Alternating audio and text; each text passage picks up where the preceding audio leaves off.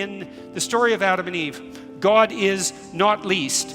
And this is God as character, or God as model for ritual emulation, or God as central narrative figure. That's another way of thinking about it. God is the spirit that you walk with when you're not self-conscious in a well-tended garden. Okay, so why do you have a garden? Precisely so you can do that. To forget about yourself for a minute, to engage in the apprehension of something balanced and beautiful, a walled garden, the proper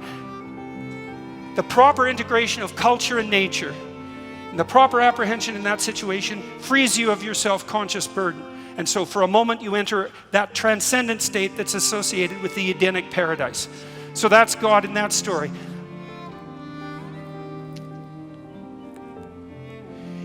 Later in the story of Adam and Eve, God is the spirit that calls you to conscience when, like Adam and Eve, you've bitten off more than you can chew.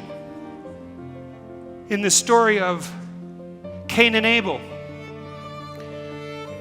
God is the spirit of conscience that calls to you when you've made improper sacrifices and are facing the consequence of your unwillingness to go all in on your life. In the story of Noah, God is the spirit that calls to you, if you're wise, when trouble is coming and you determine to batten down the hatches.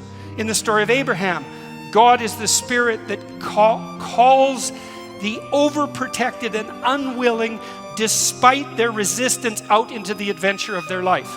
In the story of Moses, God is the spirit that calls to those who are oppressed and in slavery to free themselves from the grip of tyranny, whether it's their psychological tyranny or whether it's the tyranny of the state.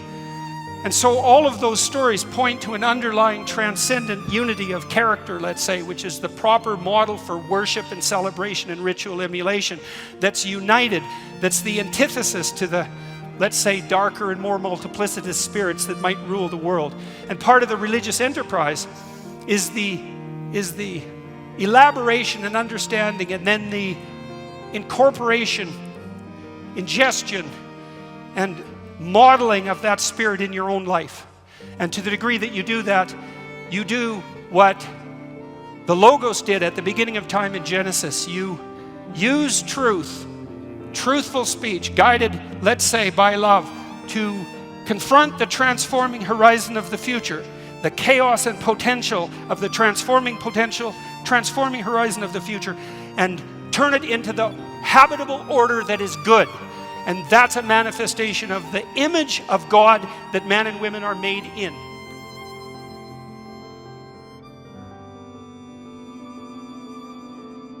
There's a sacrificial element in maturation, right? You have to sacrifice the pluripotentiality of childhood for the actuality of a frame. And the question is, well, why would you do that? Well, one reason is it happens to you whether you do it or not. You can either choose your damn limitation, or you can let it take you unaware when you're 30, or even worse, when you're 40. And then that is not a happy day. And I see people like this, and I think it's more and more common in our culture because people can put off maturity without suffering an immediate penalty.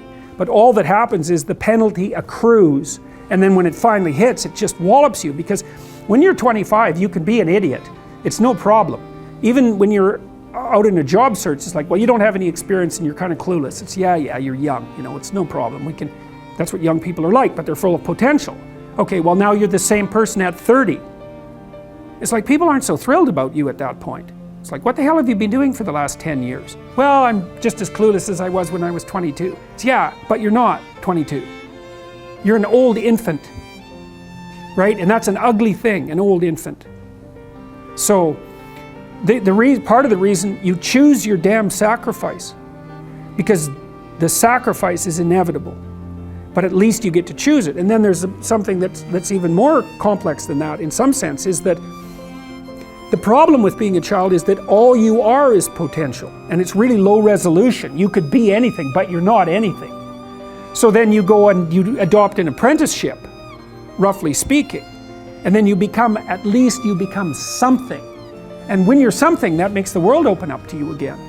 Like if you're a really good plumber, then you end up being far more than a plumber, right? You end up being a good employer. Not that plumbers, I'm not putting plumbers down. It's like more power to plumbers. They've saved more lives than doctors.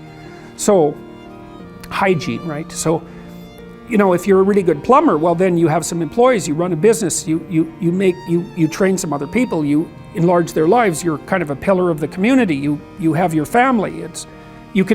Once you pass through that narrow training period, which narrows you and constricts you and develops you at the same time, then you can come out the other end with a bunch of new possibility at hand. And Jung talked about that. He thought that part of the proper path of development in the last half of life was to rediscover the child that you left behind as you were apprenticing. And so then you get to be something and regain that potential at the same time.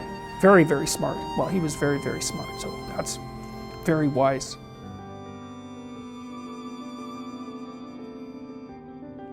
Responsibility in some sense, that's maturity, but I would also say that's the adventure of your life. And how is that tied to the idea of sacrifice? Well, what do you have to sacrifice if you're responsible? And the answer is you have to sacrifice your short-term hedonic and immature whims, right? So if you're a child, if you're 2, you're impulsive, and that means that you only act for the moment, and you only act in relationship to what it is that you as a singular individual want in that moment.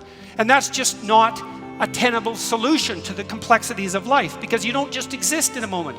You exist as an iterated set of identities across time. You yourself are a community that extends across time, and you have to govern every action that you take in the present in relationship to the fact that you can do what you want tonight, man, but you got to put up with yourself tomorrow morning, and you got to put up with yourself for what you did tonight next week and next year and 5 years from now. And every single one of your actions is like that. And so in order to act properly, you have to sacrifice the impulsive gratification and the easy way out that's characteristic of the moment, and extend yourself across time so that you are acting in concert with the highest interest of yourself in the broadest possible range of contexts. And that's what it means to be an adult.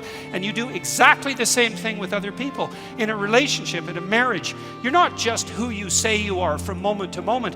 You have to negotiate very carefully with your wife or with your husband on an ongoing basis, every week, every moment in some sense, while you're communicating, to understand not only how you can get what you need and you want, which may be necessary and important, especially in the long run, because you have to treat yourself properly, but so that you can do that in a way that your partner can also get what he or she needs and wants, in a way that makes both of you more likely to get what you need and want over the long span, and more so than you would get if you were alone. And if it wasn't the case, why would you bother with it? And then you have to incorporate children into that too, and that gets to be a more complex unity. So if there's 5 of you, well, how do you balance your individual needs and wants with that small collective? And that's the negotiation process that goes on in a family. And hopefully you do that too in the spirit of reciprocity and truth and love. And you take on that responsibility, and that's the core aspect of sacrifice, right? The great discovery of the human race. That's what sacrifice means. And you sacrifice the foolishness of yourself. You sacrifice the momentary foolishness of yourself to the highest good that you can possibly imagine. And there's nothing in that that isn't good, even though it's difficult. And that's not mere inhibition of those impulsive gratifications that, if only were allowed to be manifest fully, would set you free. Quite the contrary, you would have precisely the freedom of an extremely badly behaved 2-year-old. And that's no freedom at all, right? All that is freedom to wander in the street and get crushed by the first car that drives by. There's nothing in that that's proper.